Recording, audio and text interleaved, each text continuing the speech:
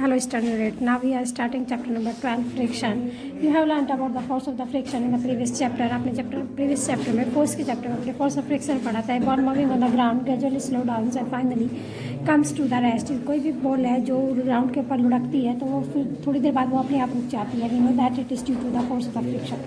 हम जानते हैं कि सब force of friction के कारण होता है between the surface of the ball and the surface of the ground that appears that opposes the motion of the ball. क्योंकि surface जो बॉल की surface होती है जो ग्राउंड की surface होती है दोनों इन बॉल के मोशन को अपोज करती हैं. That brings the moving ball to rest. जिससे जब चलती हुई बॉल रुक जाती है. Similarly when you stop pedalling a bicycle, इसी तरह से जैसे आप साइकिल को पैडल देना बंद कर देते हो, it gradually slow down and finally comes to rest.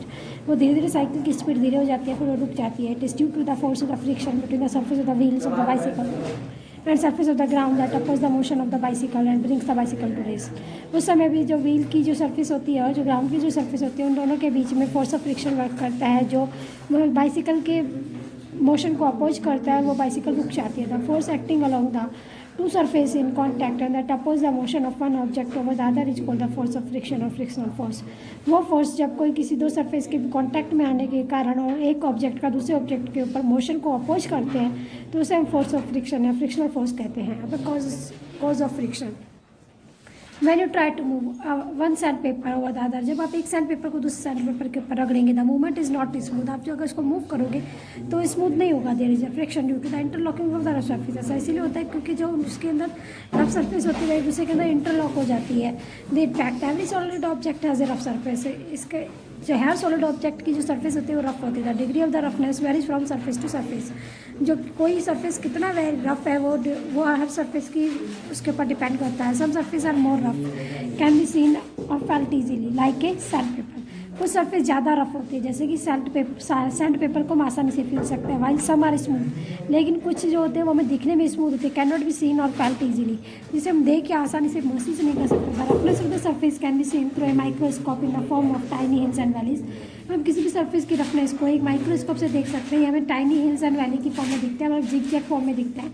When an object say wooden block, जैसे कि एक ऑब्जेक्ट है लकड़ी का block, it is pulled over another. These tiny hills and valley present on both surface in contact get entangled with one another. जैसे कि आप एक लकड़ी का सरफेस है, एक लकड़ी के ब्लॉक को दूसरे लकड़ी के ब्लॉक पे रगड़ोगे तो उनके बीच में जो छोटे छोटे हिल्स हैं ये अभी दिखते नहीं है वैली और हिल्स, लेकिन ये दोनों एक दूसरे के बीच में क्या कर देते हैं, इंटरलॉकिंग कर देते हैं. इंटरलॉकिंग को the two surfaces oppose the motion of one object और another and give the rise to the friction forces. जब कोई दो सरफेस आपस में इंटरलॉकिंग कर देती है तो वो एक दूसरे के मोशन को अपोज करती है जिससे फ्रिक्शन फोर्स बढ़ता है. Figure 12.2 shows the highly magnified diagram of the surface of the wooden block and the wooden table in the contact with each other. Figure 12.2 में दिखाया गया है कि किस तरह से जो दो ब्लॉक्स हैं उनके बीच में इंटरलॉकिंग को मैग्नीफाइड करके दिखाया गया कैसे इंटरलॉक होती है और उनका जो सरफेस मूवमेंट है वो बहुत अलग होता है. Measuring friction, you know the movement of an object over the other cause friction between the contact surface. हम जानते हैं जब भी कोई ऑब्जेक्ट एक दूसरे ऑब्जेक्ट के ऊपर मूव करता है जो फ्रिक्शन जो है वो कॉन्टैक्ट सरफेस के बीच में लगता है. Of the two objects can you measure it. क्या दो सरफेस के बीच में आप फ्रिक्शन ऑफ फोर्स को मेजर कर सकते हैं. You can measure the force of friction with the help of the spring balance by the taking scale reading. Mark one of it at a point when any object जैसे starts to move. आप इसको एक force of friction को आप spring balance से नाप सकते हो. इसमें आप एक स्केल रीडिंग होता है, इसके ऊपर मार्किंग होती है. And at a point where an object just start to move. इसमें एक ऑब्जेक्ट को जस्ट आप स्टार्ट करो मूव करना. Let us the measure friction by doing a simple activity. आप एक सिंपल एक्टिविटी करके भी इसको मेजर कर सकते हो. Place a rectangular wooden block. एक रेक्टेंगुलर वुडन ब्लॉक को लो और उसके अंदर जो हुक है उस हुक के अंदर हम एक स्प्रिंग बैलेंस को क्या करेंगे, अटैच करेंगे. Pull the spring balance in the horizontal direction. Spring balance को आपको हॉरिजॉन्टल डायरेक्शन में पुल करना है. Pull the spring balance until the wooden block just start to move. आपको तब तक मूव करना है जब तक कि वो स्टार्ट नहीं जाता मूव करना. Note the reading of the spring balance at the particular point. Particular point पे हमें स्प्रिंग बैलेंस की रीडिंग को लिखना है. This give us the value of the friction force by this method. हम वैल्यू ऑफ फ्रिक्शन फोर्स की इस method से निकाल सकते हैं. We can find the force of friction for the any object और एनी सरफेस. हम किसी भी सरफेस के ऊपर फोर्स ऑफ फ्रिक्शन को निकाल सकते हैं. अब spring balance. What is spring balance? Spring balance is a device used to measure the force acting on an object. It consist of a spring enclosed in a metal case.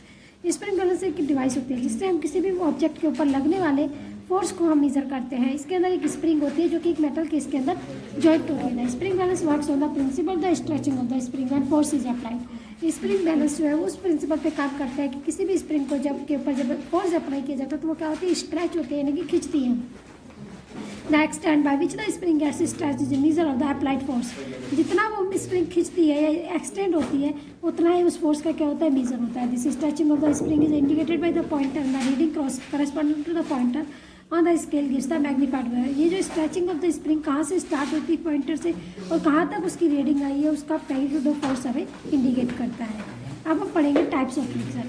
Types of friction में the force of the friction of the three types. Mainly जो force of friction होता है तीन type का होता है, static friction, limiting friction and kinetic friction. सबसे पहला आता है static friction. The opposing force that comes into play when one object tends to move over the surface to another but the actual motion does not start is called the static portion। जब कोई opposite force दो surface के बीच में काम करता है, जब दोनों एक दूसरे के ऊपर मूव करती है लेकिन वो कोई ऑब्जेक्ट मोशन जो है वो स्टार्ट नहीं होता है, उसको हम क्या बोलते हैं, static friction. It is prevent the motion of the object and does not allow to object to slide upon one another. ये वो फ्रिक्शन होता है जो किसी भी ऑब्जेक्ट को दूसरे ऑब्जेक्ट के ऊपर सरकने नहीं देता, उसको स्लाइड करने नहीं देता है। Note that static friction does not exist by itself. Static friction खुद से नहीं लगता है। When there is no applied force there is no static friction. जब आप कोई भी फोर्स नहीं लगाएंगे किसी चीज़ के ऊपर तो उसके ऊपर मतलब समझ लो कि स्टैटिक फ्रिक्शन भी नहीं लगता है। It comes into play. Static friction जब काम करता है only when applied force exist on an object. ये जब कोई किसी फोर्स ऑब्जेक्ट के ऊपर हम फोर्स लगाते हैं, जैसे कोई गाड़ी खड़ी है तो आप नहीं, कोई लड़की गई आप उसको धक्का दोगे तो ही वो हिलेगी, अदरवाइज अगर वो रुकी हुई है तो वो कौन सा फ्रिक्शन है, स्टैटिक फ्रिक्शन है। Limiting friction. If you move a heavy box from one place to another the force required to overcome friction at the stand the box start moving from rest is a measure of the limiting friction. जैसे कोई कि heavy box है उसको आप एक जगह से दूसरी जगह सरका करके लेके जा रहे हो तो जितना फोर्स आपने उसको लगाया कि उसका फ्रिक्शन फोर्स कम हो जाए इंस्टेंटली, तो जो बॉक्स जब रेस्ट कंडीशन से मूव करना स्टार्ट हो गया तो वो जो वैल्यू है वो क्या है, लिमिटिंग फ्रिक्शन है। Static friction is the stage is the maximum. Static friction जो होती है मैक्सिमम स्टेज पे होता है। Maximum value of the static friction is called the limiting friction. वो ज़्यादा स्टैटिक वो फ्रिक्शन जिसको लगाने पर वो जो रुकी हुई चीज़ थी वो चलने लग जाए उसको हम लिमिटिंग फ्रिक्शन कहते हैं। Hence limiting friction is the maximum opposing force that comes into play. Limiting friction एक मैक्सिमम अपोजिंग फोर्स होता है जिससे कोई भी चीज़ जो रुकी हुई है चलने लगती है। When an object is just and words of moving over the surface of another object. जब कोई ऑब्जेक्ट किसी दूसरे ऑब्जेक्ट के ऊपर चलना स्टार्ट कर देता है तो उसे हम क्या कहते हैं, लिमिटिंग फ्रिक्शन। अब आता है kinetic friction. When we increase the applied force slightly more than the limiting friction. जब हम और ज़्यादा फोर्स अप्लाई करें लिमिटिंग फ्रिक्शन से भी तो we set the box between the slide slowly. हम देखेंगे कि बॉक्स जो धीरे धीरे चलना चालू हो जाता है। This does not mean that the friction has disappeared. इसका मतलब ये नहीं कि फ्रिक्शन डिसअपियर हो गया। It only means that the applied force is now greater than the force of limiting friction. इसका मतलब है कि जो आपने फोर्स अप्लाई करे वो लिमिटिंग फ्रिक्शन से क्या होता है, ज़्यादा है। The force of friction at this stage is called the kinetic friction. इस स्टेज पर जो फ्रिक्शन होता है उसे हम काइनेटिक फ्रिक्शन कहते हैं। Hence kinetic friction is the opposing force that comes into play when one object is actually moving over the surface of the object. Kinetic friction जो होता है वो अपोजिट फोर्स होता है जो जब प्ले में आता है, जब एक ऑब्जेक्ट दूसरे ऑब्जेक्ट की सरफेस के ऊपर क्या करता है, मूव करता है। There are two types of kinetic friction. यहाँ पर दो तरह के काइनेटिक फ्रिक्शन होता है। एक होता है स्लाइडिंग फ्रिक्शन, दूसरा होता है रोलिंग फ्रिक्शन। पहला होता है sliding friction. The opposing force that comes into play when one object is actually sliding over the surface of another object is called sliding friction. वो अपोजिंग फोर्स जो किसी object को दूसरे ऑब्जेक्ट के ऊपर हम स्लाइड करते हैं यानी कि खींचते हैं तो उसे हम स्लाइडिंग फ्रिक्शन कहते हैं। For example when A log of would is moved on A flat surface. जब एक लकड़ी के गट्टे को हम एक फ्लैट सरफेस के ऊपर खींचते हैं, एक स्लाइड से खींचता है। In this case the opposing force is called the sliding friction. इस केस में हम जो अपोजिंग फोर्स होता है उसे हम स्लाइड फ्रिक्शन कहते हैं। Rolling friction. The opposing force to comes into play when one object is actually rolling over the surface of the another object is called the rolling। जब कोई एक ऑब्जेक्ट आप इसको खींच रहे हो तो आपको ज़्यादा फोर्स, लेकिन आप इसको लुढ़का करने जा रहे हो तो आपको कम फोर्स लगेगा। तो जब कोई फोर्स अपोजिंग फोर्स जब काम में आए, जब कोई ऑब्जेक्ट दूसरे ऊपर के क्या हो, रोल हो रहा हो तो उसे हम रोलिंग फ्रिक्शन कहते हैं। एग्जाम्पल के लिए जब आप एक व्हील को या लकड़ी गट्टे को आप रोल करते हो एक फ्लैट सरफेस के ऊपर तो अपोजिंग फोर्स क्या कहलाता है, रोलिंग फ्रिक्शन कहलाता है। To show the rolling friction is less than the sliding friction is magnitude.